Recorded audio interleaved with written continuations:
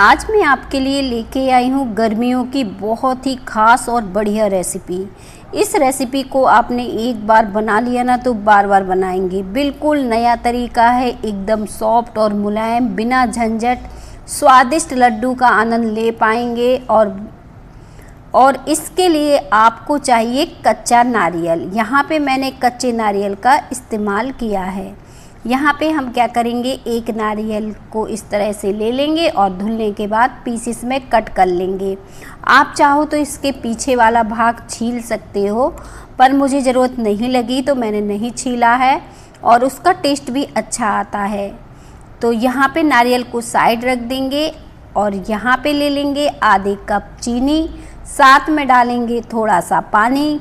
पानी हमें बहुत ज़्यादा नहीं डालना है क्योंकि कोई चाशनी नहीं बनानी है। आज हम बनाएंगे तगार, यानी चीनी का भूरा जिसे कहते हैं ना, जो मार्केट में मिलता है चीनी, महीन चीनी के जैसे।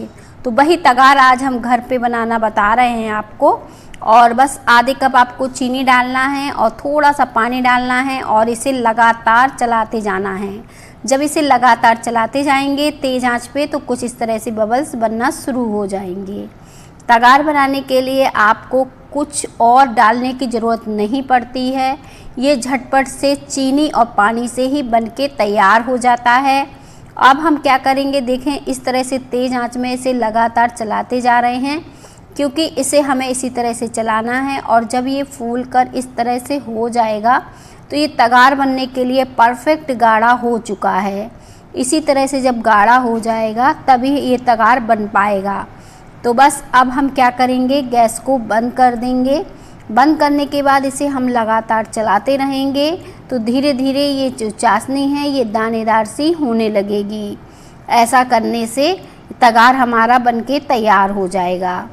तो देखें इस तरह से जब मैं चला रही हूँ इस तरह से इसमें बबल्स आ रहे हैं, एकदम गाढ़ी थिक हो गई है। तो जब इस तरह से आपको थिक दिखने लगे और बिल्कुल भी इसमें पानी ना रह जाए और ये फूली फूली दिखने लगे तब आप गैस को बंद कर दीजिए। और बंद गैस में भी आपको 2 से 3 मिनट लग जाएगा इसे इस तरह से चलाते हुए, क्योंकि इसका हमें तगार बनाना है। तो जो शुगर सिरप ये जो है ना, इसका अपने आप ही दाना दाना दाना दाना जैसे बनने लगेगा। तो बस मैंने इसे लगातार चला दिया है। अब हम क्या करेंगे, इसी तरह से इसे पैन में चलाते रहेंगे। आप देखें ये सफ़ेद सफ़ेद होने लगा है, यानी तगार बनके तैयार हो गया है। देखें कितना बढ़िया तगार दानेदार बन गया है। और इस तगार से आप मोतीचूर के लड्डू में भी इस्तेमाल कर सकते हैं या फिर जो बेसन के लड्डू होते हैं खासकर ये उसके लिए इस्तेमाल होता है तगार। अब इसमें इस तरह से गुलटे पड़े आपको लगेंगे तो आप जल्दी से कोई कटोरी ले लीजिएगा और हल्के गरम गरम में इस तरह से चला दीजिएगा। एक तो ये तरीका हो गया। अब दूसरा तरीका भी बता देती हूँ। जब ये ठंडा हो जाए तो इसे मिक्सी के जार में डाल दीजिए और एक बार चलाएंगे तो भी आपका तगार एकदम परफेक्ट मार्केट जैसा बनके तैयार हो जाएगा। आप चाहो तो इसमें छान भी सकते हो कि कोई गुलटे वगैरह तो नहीं रह गए हैं। और परफेक्ट आपका तगार देखें एकदम सफ़ेद बिल्कुल मार्केट जैसा बन गया है। यहाँ पे ले लेंगे 1 कप दूध। यहाँ पे मैंने फुल क्रीम दूध का इस्तेमाल किया है। इसमें हम डाल देंगे ये नारियल जो मैंने पीसेस में कट किया था। अब हम इन दोनों चीज़ों को लगातार चलाते हुए पका लेंगे, क्योंकि जैसे मैंने बताया बिल्कुल नया तरीका है। इसमें हमें मिल्क पाउडर की ज़रूरत नहीं पड़ेगी, मावा की भी ज़रूरत नहीं पड़ेगी और झटपट से ये मिठाई बनके तैयार होगी। अब दूध और नारियल का हमें क्या करना है, इसका एक रबड़ी सी बना के तैयार कर लेना है। एकदम गाढ़ा थिक पका के तैयार करना है। तो इसे हम चलाते जाएंगे, बढ़िया से ये गाढ़ा थिक हो जाएगा।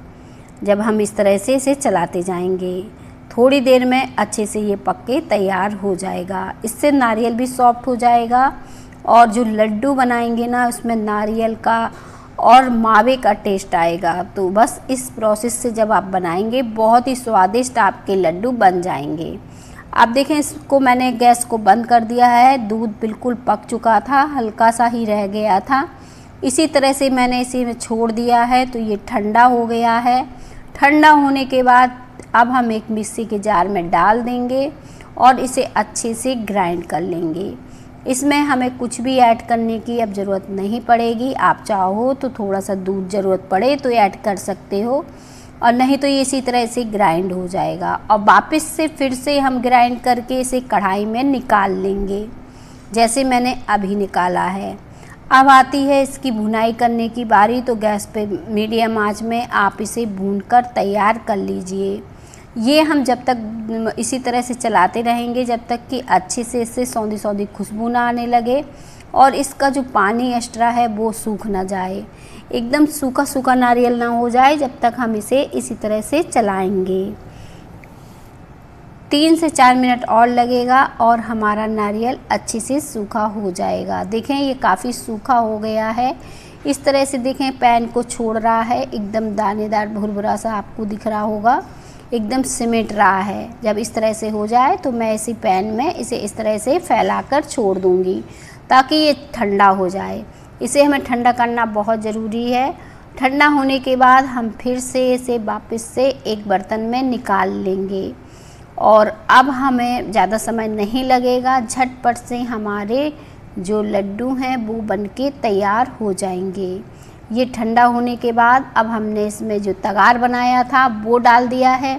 इससे बहुत ही दानेदार खसखस से आपके लड्डू बनके तैयार होंगे और खाने में बहुत ही स्वादिष्ट लगेंगे। और सबसे अच्छी बात है इतने ज़्यादा सॉफ्ट हैं ये, आप ये लड्डू किसी को भी खिला सकते हैं। एकदम सॉफ्ट मुलायम बनेंगे और ज़बरदस्त फ्लेवर के बनेंगे। और कहते हैं कि गर्मियों में नारियल और लड्डू ये वगैरह खाने से बहुत ही अच्छा रहता है। तो आप चाहो तो इन लड्डुओं को बना के स्टोर कर सकते हो, गर्मियों के खास लड्डू हैं। अब आज की रेसिपी आप सबको अच्छी लग जाए तो रेसिपी को जल्दी जल्दी लाइक करिएगा और मुझे कमेंट में बताइएगा कि कैसी लगी हमारी झटपट बनने वाली लड्डू की रेसिपी। लास्ट में हम ड्राई कोकोनट ऊपर से लगा देंगे, ये पूरी तरह से ऑप्शनल है। आप चाहो तो सिंपल भी लड्डू को रख सकते हो, लेकिन मैंने थोड़ा सा यहाँ पे ड्राई कोकोनट कुछ इस तरह से इसमें लपेट दिया है। तो बाकी की लड्डू में भी इसी तरह से मैं लगाकर तैयार कर दूँगी। अब यहाँ पे आप चाहो तो लड्डुओं को और भी ज़्यादा सजा सकते हो, चाहो तो एक एक काजू रख सकते हो, बादाम रख सकते हो, नहीं तो आप सिंपल ही लड्डुओं को रखिएगा और खाने में बहुत ही टेस्टी बने हैं। यकीन मानिएगा झटपट से ये रेसिपी बन जाती है, इसे ट्राई करना बनता है। सिर्फ नारियल और 1 कप दूध से ज़बरदस्त लड्डू बनके आपके तैयार हो जाएंगे, जो कि बहुत ही सॉफ्ट और मुलायम बनेंगे। मिलेंगे इसी तरह से नई नई रेसिपी के साथ।